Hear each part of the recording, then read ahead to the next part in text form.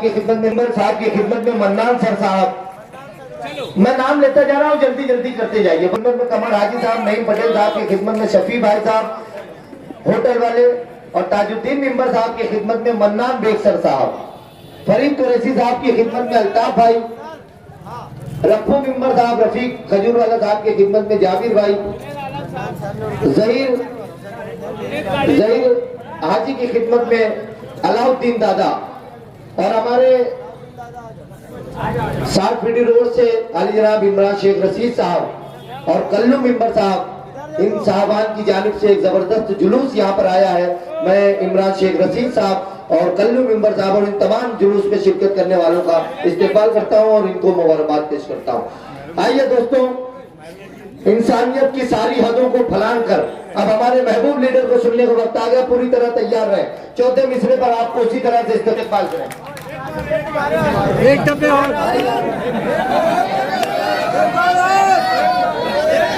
इंसानियत की सारी हदों को फलांग कर दहशत पसंद भेड़िए बस्ती में आ गए। मैं तो सिर्फ शायर हूँ, मिसरों में ही काम कर सकता हूँ कि इंसानियत की सारी हदों को फलांग कर दहशत पसंद भेड़िए बस्ती में आ गए। शेरों ने जब से छोड़ दिया है दहाड़ना, आवारा कुत्ते शहर में मस्ती में आ गए।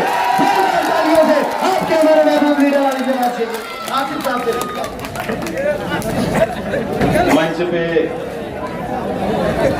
आज के जलसे के सदर मोहतरम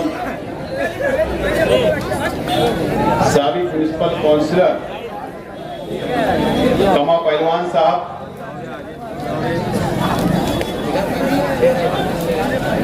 शेख रशीद साहब,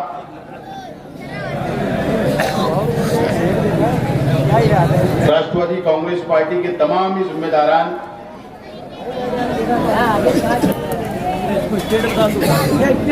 और जिन लोगों ने शेख रशीद साहब, अजीत दादा पवार साहब, जयंत पाटिल साहब और झिरवाल साहब को जिन लोगों ने तोहफे में जो तलवार दी थी, ऐसे तमाम ही हमारे साथी और वो लोग जिन लोगों ने महंगी कीमत पर तलवार को खरीदा, ऐसे तमाम ही हमारे साथी।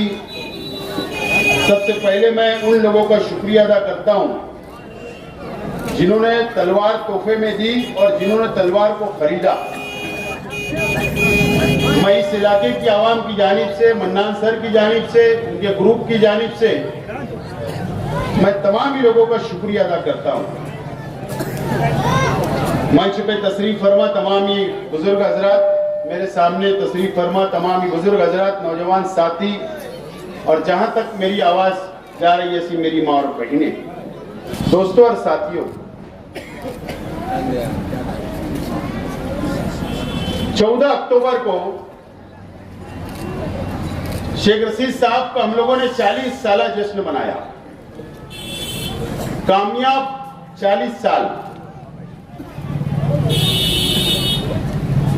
और उससे पहले ये शहर में हमारे अपने जितने मुखालिफ है अपनी अपनी निजी महफिल के अंदर बैठकर ये दावा करते थे कि शेख रशीद परिवार, राष्ट्रवादी कांग्रेस पार्टी खत्म हो चुकी है, अब इनका वजूद नहीं बचेगा। मैं मुबारकबाद देता हूं मालेगांव शहर की आवाम को, और खास तौर पर शेख रशीद साहब से मोहब्बत करने वाले,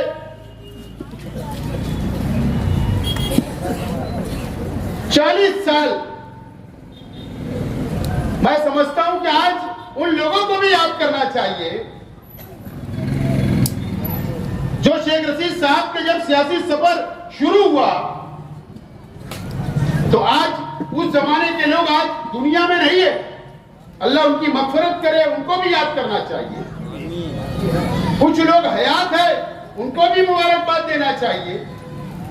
काउंसिलर से लेकर एमएलए तक और एमएलए से लेकर मेयर तक का सफर जो कामयाब रहा, और ये शहर की आवाम ने 14 अक्टूबर को ये साबित कर दिया कि शेख रशीद साहब का 40 साल सफर अभी रुका नहीं, बल्कि बहुत साल अभी इंशाअल्लाह आगे जाने वाला।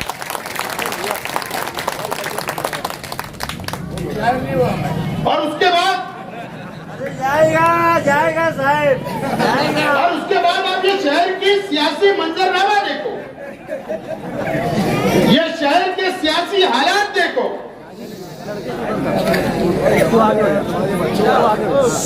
शहर के एमएलए को पहली मर्तबा अपने इच्छुक उम्मीदवारों को बोलना पड़ा। पहली मर्तबा जो लोग हम पर इल्जाम लगाते थे कि जलसा कामयाब करने के लिए हम लोग डेगे चलाते हैं, तो इस मर्तबा शहर के एमएलए को उनका जलसा कामयाब करने के लिए भी इलाकेवार इन्होंने डेगे चलाई और गुजारिश की कि जलसे को कामयाब। और उम्मीदवार को बोला गया, अगर तू 500 लोग नहीं लाएगा तो तेरा टिकट कट। उसको तो टिकट चाहिए। उसने वो सब किया। पहले हमको इल्जाम लगाया जाता था कि फटाका फोड़ा जाता, बैंड बजाए जाते, शोर मचाया जाता, लेकिन ये शहर ने वो दिन भी देखा 21 तारीख को हबीब लॉन से के पास जो शहर के एमएलए के वर्कर फटाका भी फोड़े, जुलूस भी निकाले, बैंड भी बजाए। ये नौबत आ गई कि उनका जलसा कामयाब करने के लिए सड़कों पर उतरना पड़ा उनको। उसके बाद 8 दिन नहीं हुए, आज जनता दल को भी अपनी वजूद बताने के लिए शहर की आवाम को कि नहीं, राष्ट्रवादी का जलसा हजारों की तादाद में हुआ, तो हम अभी बाकी है ये शहर के अंदर एमएलए को भी साबित करना पड़ रहा और जनता दल को भी साबित करना पड़ रहा। ये मंजरनामा ये शहर का, ये सियासी सूरत हाल बन रही है।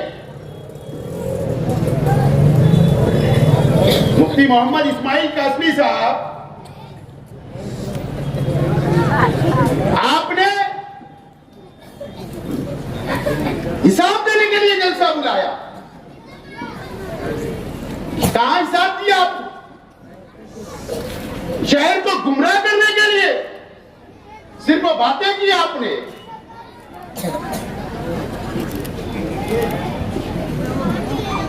आपने फला फला किधर किधर तकरीर की, भौकलाई हुई तकरीर की, और आखिरी में बोल दिया कि गेट के ऊपर पंपलेट बट रहे, उसके अंदर लिखा हुआ है।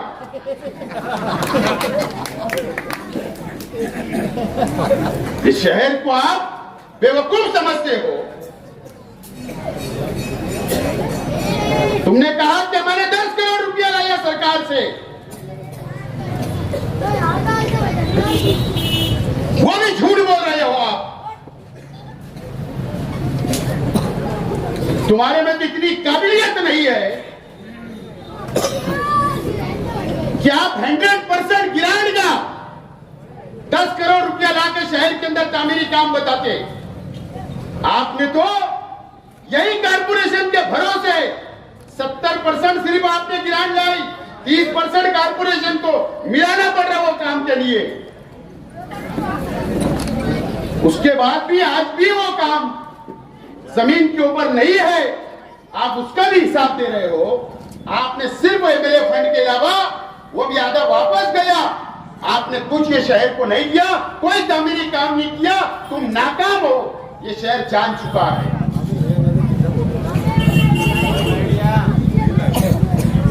और कई लोग दिन मार रहे हैं, हमने 3 करोड़ लाया,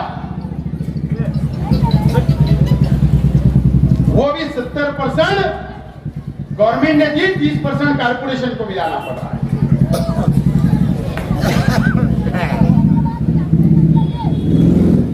ये शहर को आप बेवकूफ बना रहे हो। आपने बहुत इल्जाम लगाया, मुझे बहुत ज्यादा बोलना नहीं है। आप पुलिस को धमकी दे रहे हो पुलिस को धमकी नहीं दे रहे थे। आप इस शहर के 2 नंबर धंधे वालों को हफ्ता वसूली करने के लिए, उनसे हफ्ता मांगने के लिए आपने वहां पर उनको डराने का काम किया है। आप इतने पारसा नहीं हो, आप इतने दूध के धोए हुए नहीं हो। जब आप तकरीर कर रहे थे तो आप कम से कम अपने स्टेज के ऊपर बैठे हुए लोगों के ऊपर नजर डालते, या जो सामने पहली लाइन के अंदर बैठे हुए के ऊपर नजर डालते। तुम्हारे कार्यकर्ता, तुम्हारे पार्टी के जिम्मेदार 2 नंबर के धंधे के अंदर इन्वॉल्व है, आज भी धंधा कर रहे, वो सामने बैठे हुए। और अगर आपने झुटलाया तो शेख हसीन साबित करेगा, वीडियो वायरल करके शहर के अंदर आप झुटला के बताओ।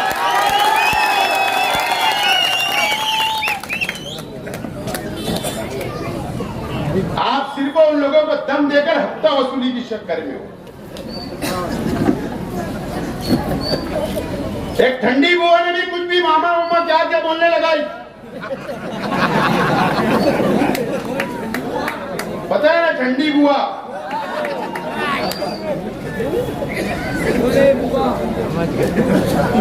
वो शख्स का रिकॉर्ड सिर्फ कमालपुरे की शौचालय के अंदर जाकर पूछो, इससे ज्यादा मुझे कुछ नहीं बोलना है। पीछे से चावल साहब, पीछे से याद रखना, अगर जातियात पे बोला गया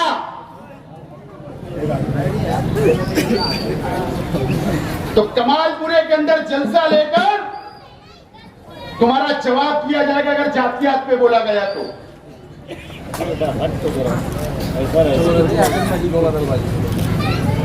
हम क्या सुधर गए, जमाना बदमाश हो गया।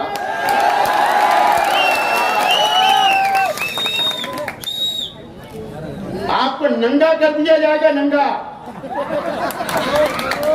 कि राष्ट्रवादी के ऊपर इल्जाम लगाने से पहले चंदा खा के हम बड़े नहीं हुए। आज भी चंदा जमा किया जाता। याद रखना, मैं आज वार्निंग दे रहा हूं। और बिजली कंपनी के ताल्लुक से मुफ्ती इस्माइल साहब, आपने कंपनी से सुपारी लेकर हमारी तहरीक को डायनामाइट करने का काम किया। आपको तो सीएम बुला लेते हैं गाड़ी के अंदर बैठने के लिए, ठेका रद्द करवा दो। और वो भी गलत बात है। आप जब चर्च के सामने पुलिस क्वार्टर का उद्घाटन हो रहा था, आप मोटरसाइकिल पर पहुंचे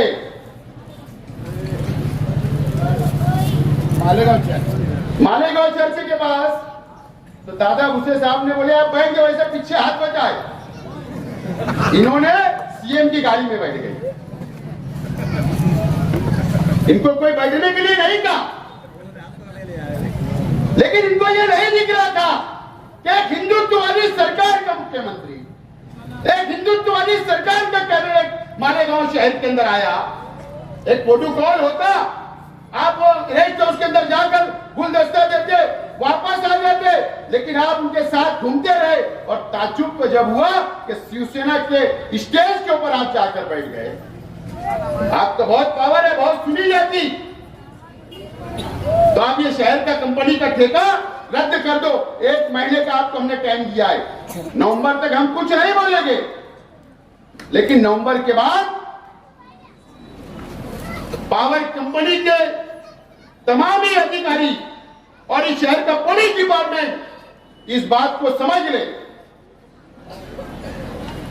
मुझे पता है कि जिला एसपी साहब का आदेश था कि पावर कंपनी के गाड़ियों के साथ में जो पुलिस की टीम घूम रही थी, वहां से आदेश आया था। और वो कैसे आदेश आए थे हमको समझता है, लेकिन जो सबसे चला गया उसके बारे में हमें आज कुछ नहीं बोलना है।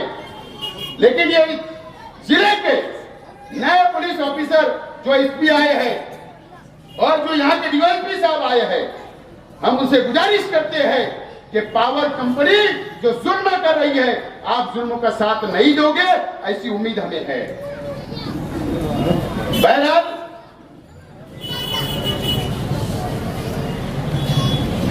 ये शहर के अंदर ये समझ में नहीं आ रहा कि महागठबंधन के अंदर इतनी तनाव क्यों है।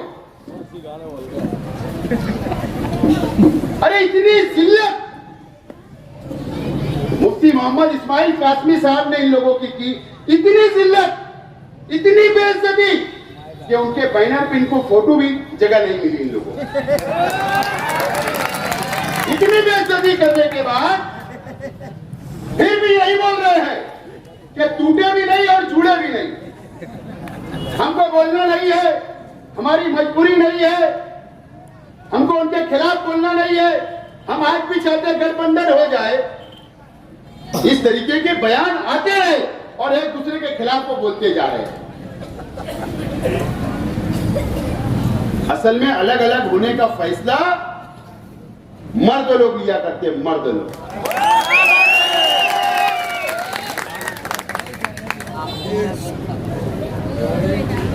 और ये अलग नहीं होंगे, ये बेवकूफ बनाया जा रहा है शहर को।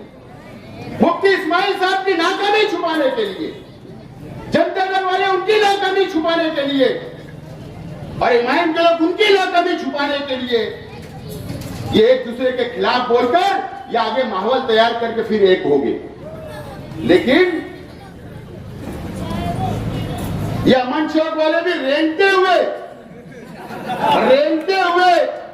ये मुशाहिरा चौक पहुंचेंगे और इस्लामाबाद वाले भी रेंगते हुए वहां पहुंचेंगे और ये हजार खोली के जनता दल के लोग भी रेंगते हुए मुफ्ती इस्माइल के पास ही पहुंचेंगे। और अल्लाह का करम है कि हम लोगों ने शेख रशीद साहब की क़यादत में हमेशा 1 by 1 इलेक्शन लड़ा, 1 by 1 इलेक्शन लड़ा। और कुछ लोगों को जलसे के बाद से चंदनपुरी के मेडिकल के ऊपर रात के अंदर सोने के लिए नींद की गोली दी जा रही है, इंजेक्शन लगाना पड़ रहे हैं। इस तरीके की हालत इस शहर के अंदर 14 अक्टूबर के बाद से बन गई है। और मैं पहले भी कहा करता था कि ये शहर के अंदर शेख रशीद परिवार ने कभी भी किसी के आगे जाकर सर नहीं झुकाया सत्ता के लिए और इंशाअल्लाह आगे भी नहीं झुकाएगा, क्योंकि आप लोगों का साथ है, आप लोगों की ताकत है और हमें उम्मीद है कि आने वाले दिनों के अंदर कारपोरेशन के अंदर हमको किसी के सहारे की जरूरत ना पड़े। ये कोशिश आज से और अभी से होना चाहिए। मुझे उम्मीद है कि शहर की आवाम ऐसा ही फैसला करेगी कि फुल मेजॉरिटी के अंदर राष्ट्रवादी कांग्रेस पार्टी को चुनकर देगी। और मुफ्ती इस्माइल साहब, मैं आपका शुक्रिया अदा करता हूं कि आपके ही स्टेट से आपने कबूल किया कि माजी आमदार शेख आसिफ उनके अपने इलाकों के अंदर काम कर। रौनकाबाद की रोड बनी, बोले हाँ बनी, शेख आसिफ ने बनाया। गांधीनगर की बनी, शेख आसिफ ने बनाया। और बोले तामीरी काम बोले शेख आसिफ कर रहा है, लेकिन वो बोले उनके इलाकों में कर रहा है। कि फिर तुम्हारी गली बना दूं, तुम्हारी गली रोड बनाओ। अरे जहां काम की जरूरत है वहां बनाएंगे, जहां मुजाफत है वहां बनाएंगे। और अभी तो सिर्फ वो ये टेलर है, अभी पिक्चर बाकी है इस इलाके के अंदर और बहुत सारे इलाके के अंदर काम होने की बहुत काम बाकी है। बहरहाल हम लोग शेख रशीद साहब की क़यादत में हमेशा लड़कर संघर्ष करके हम लोग कामयाब हुए। हमारा तो ये मानना है कि मारे मरद, मार खाए मरद और भागे मरद, लेकिन रेंगते हुए नहीं जाएंगे। केरल की तरह रेंगते हुए कभी नहीं जाएंगे। आपका बेकार हमेशा जिंदा रखने का काम करेंगे। बहुत बहुत शुक्रिया।